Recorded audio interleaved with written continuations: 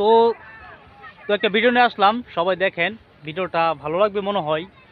তো দেখেন, আমরা কৃষকদেরকে অনেকেই অবহেলা করি, কৃষিকাজকে অনেকে অবহেলা করি, তো এই কাজটি কখনো করবেন না। তো একটি কৃষক অনেক পরিশ্রম করে, অনেক শ্রম দিয়ে তারপর খেতে খামারে সে কাজ করে। তো সে হোক ধান, হোক সবজি ক্ষেত, হোক যে কোনো প্রকারের কৃষিক্ষেত, তো সে কিন্তু এখানে ভালো একটা পরিমাণ শ্রম দেয় যাতে সে একটা ভালো ফলন পায়। তার কারণেই সে এখানে ভালো শ্রম দেয়। দেখেন, মাটি খুঁড়তে শুরু করে ঘাস বাছা দিয়ে তারপরে পরিষ্কার করে তারপর কিন্তু এখানে আপনি বীজ উৎপাদন করে, তারপরে ওই বীজ থেকে আপনি চারা হয়, চারা হয়ে আপনার এই যে এরকম দেখতেছেন সবুজে ঘেরা ধান ক্ষেত, এগুলার বেশিরভাগ গ্রামগঞ্জ দেখা যায়। তো এই পরিবেশটা অসাধারণ একটা পরিবেশ আর অনেক সুন্দর একটা পরিবেশ। সবুজ বলতেই হলো আপনি গ্রিন, গ্রিন বলতে হলো সবুজ, কোনো ভেদাভেদ নেই। তো এই সবুজের বুকে লাল এই দেশটি আমাদের বাংলাদেশ। তো এই বাংলাদেশে এবারে বছরটা বিশাল পরিমাণ ফলন এসেছে, কৃষকের মুখে অনেক খুশি। কেন খুশিটা বলতে পারবেন? এবারে কোনো ঝড়ঝাপটা নেই আর তাদের সেরকম ক্ষতিও হয় নাই, তো যার কারণে তারা ভালো ফলন পেয়েছে এবং কি যার কারণে তারা ফলন ভালো তুলতে পারবে, সেই আশাতে তারা অনেক খুশি। তো দেখেন, কৃষকদেরকে অবশ্যই সম্মান করবেন, তারা কৃষি কাজ করে বলেই আমরা শহরের মানুষ ভালো মন্দ খেতে পারি তাদের উছিলাই। তো কৃষকদেরকে কেউ অবহেলা করবেন না।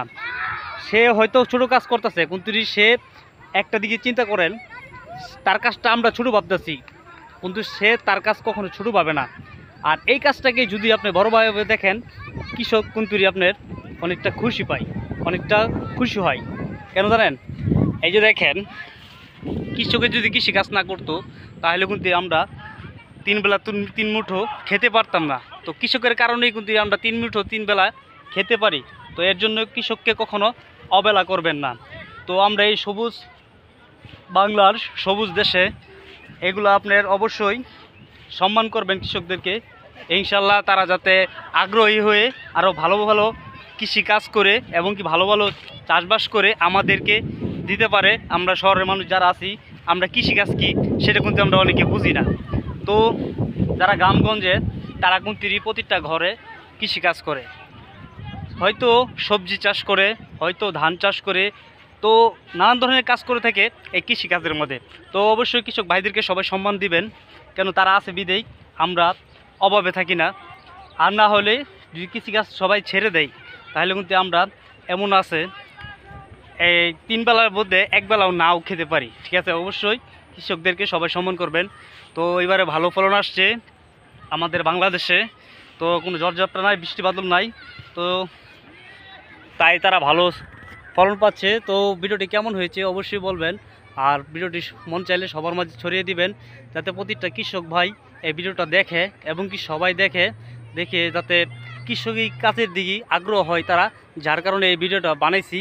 তো গ্রামগঞ্জের বাতাস কিন্তু অনেক সুন্দর, ঠান্ডা বাতাস, আমরা সেই বাতাসটা কিন্তু শহরে পাই না। তো এই বাতাসটা গ্রামগঞ্জের খোলা ময়দানে আসলে এই বাতাসটা বোঝা যায়। তো সবাই ভালো থাকেন, সুস্থ থাকেন, অবশ্যই গ্রামগঞ্জে ঘুরে যাবেন আর কৃষকদেরকে সম্মান করবেন। আসসালামু আলাইকুম।